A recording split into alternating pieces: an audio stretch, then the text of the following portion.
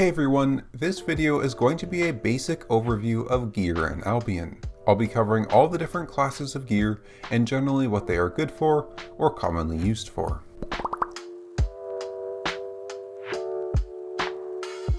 Each piece of gear in Albion has stats attached to it.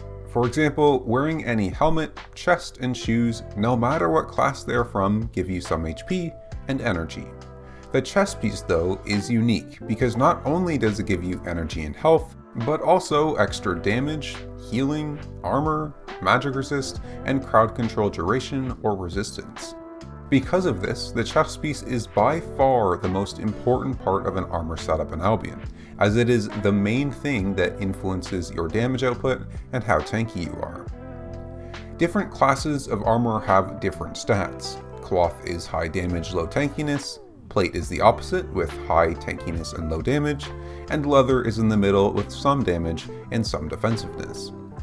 Because of this, they fill different roles. Let's go over all of them individually.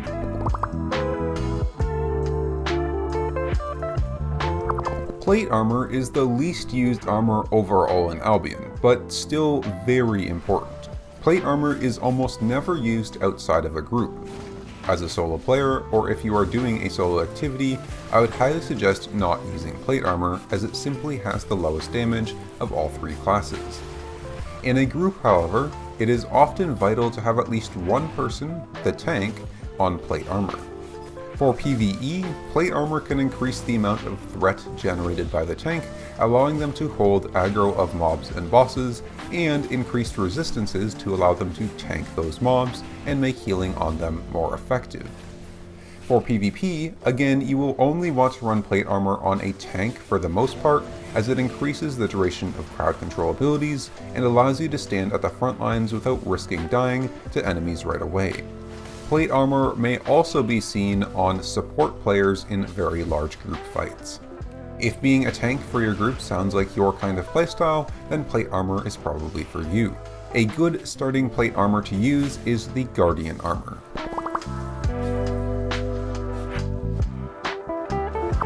Cloth armor is the most used armor overall in Albion because it gives you the most damage and healing output. Therefore, it is the go-to armor for most DPS and almost all healer type builds. For both group and solo, cloth armor is a common option. For PvE, a player wanting to maximize DPS should always be on cloth armor. If you are going to solo fame farm, cloth armor is often the best choice as it allows you to kill mobs the fastest. If you are with a group, again, cloth armor can be used by DPS as the tank should hold aggro of the mobs, allowing you to freely maximize your DPS without the risk of dying with your low defensiveness. For healers, cloth armor should always be used in PvE to maximize your healing output.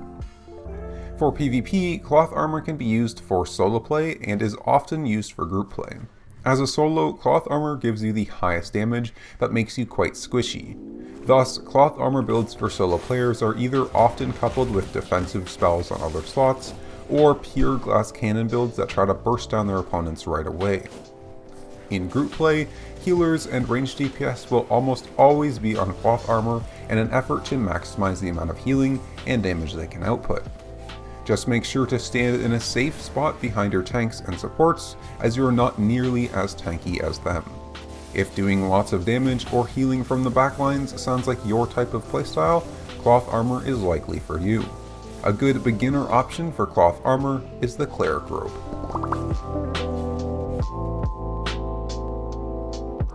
Leather armor sees a good amount of use in a variety of activities due to its hybrid between offense and defense.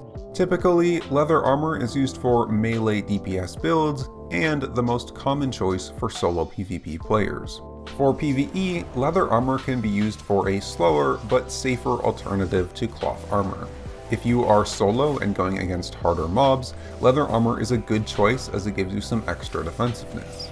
In group PvE, you will often see leather armor on melee DPS weapons. It is technically lower damage than cloth, but it does allow you to be slightly more tanky, putting less strain on the healer, and gives you a better chance in a PvP situation.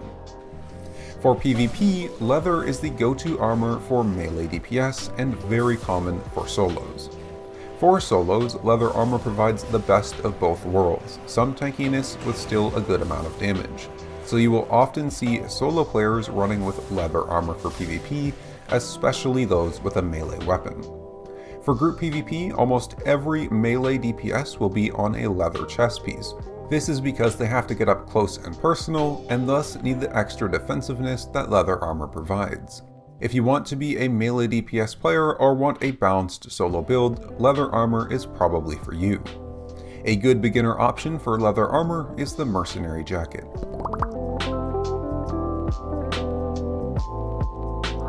Unlike your chest piece, the rest of your armor's stats are pretty insignificant. Realistically, the differences in damage and tankiness that cloth versus plate versus leather helmets provide don't matter. So when choosing your headpiece, the only thing you really need to think about is the ability that comes with it. When it comes to choosing a headpiece, generally helmets fill a utility slot in your build. Now, while there are many exceptions to this, plate helmets usually give you some defensive utility, buffing you in some way. Cloth helmets usually give you some offensive utility, debuffing or damaging an opponent, and leather helmets give you some personal utility, such as buffing your character with damage reflection or lowering cooldowns. Some good starter headpieces are Soldier Helmet for plate armor, Mage Cowl for cloth armor, and Hunter Hood for leather armor.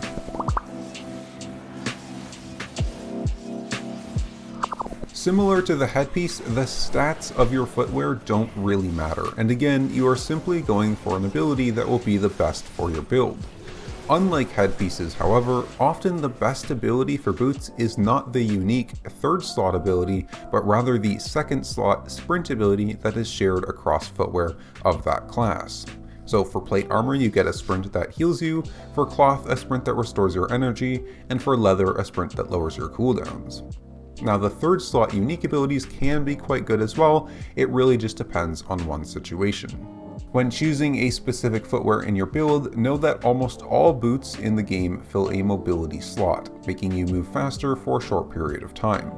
Generally speaking, boots are quite build specific, so for beginners, I suggest mainly using the second slot sprint abilities. If you are planning on doing mob killing like dungeons, leather shoes for lower cooldowns is often the best choice. For solo PvP, plate shoes for extra healing is a great choice, and if you are ever finding yourself running out of energy in a build, cloth shoes for that energetic sprint come in handy. A good starter footwear is soldier boots for plate armor, scholar sandals for cloth armor, and mercenary shoes for leather armor.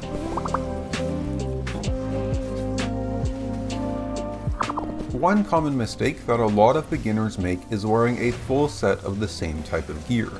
However, Albion has no set bonuses. You receive no benefit from wearing a helmet, chest piece, and shoes of the same type.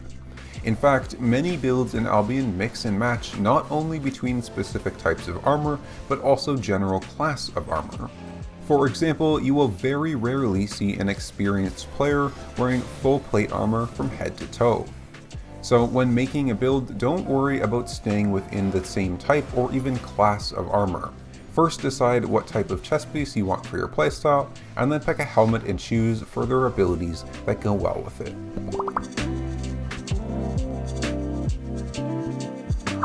There is a lot that I could say about weapons and how to choose what weapons to use, but that would make this video extremely long, so I'm going to give a basic overview of weapon lines and how they are designed.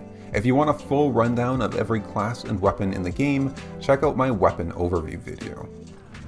Basically, every weapon line in Albion was designed to have certain weapons that are good at different types of content. For example, let's take bows. A normal bow is very good at killing single mobs like bosses, and is also very good for solo PvP. A longbow, on the other hand, is very good for killing groups of mobs, and is strong in group PvP. Others are good for ganking or utility, etc. Every weapon line has a weapon that can do well in a different content. So if you have a weapon line that you like, you don't really need to worry about not being able to do certain content with it, because it will have an option that is viable for everything. In general though, certain weapon lines excel at different playstyles, or fill certain roles the best. So let's go over those. First is ranged DPS, a playstyle with high damage from ranged that sits at the back of fights. Weapon lines that often fall into this category are fire staves, curse staves, frost, bows, and crossbows. For a melee DPS playstyle, focused on a mix of damage and survivability, getting in close and personal with opponents, weapon lines that shine are daggers, axes, swords, spears, and wargloves. Tank weapons are ones that excel at locking down and controlling opponents. These include hammers, maces, and quarterstaves. For healing, there are two weapon lines, Holy and Nature. And lastly, for utility support, buffing their teammates and debuffing their enemies, there is Arcane Staves. And that is a basic overview of gear in Albion. I hope this video helped you get your start. If it did, make sure to subscribe for similar guide videos and do all the other stuff that you do to YouTube videos. Thanks again, and I'll see you next time.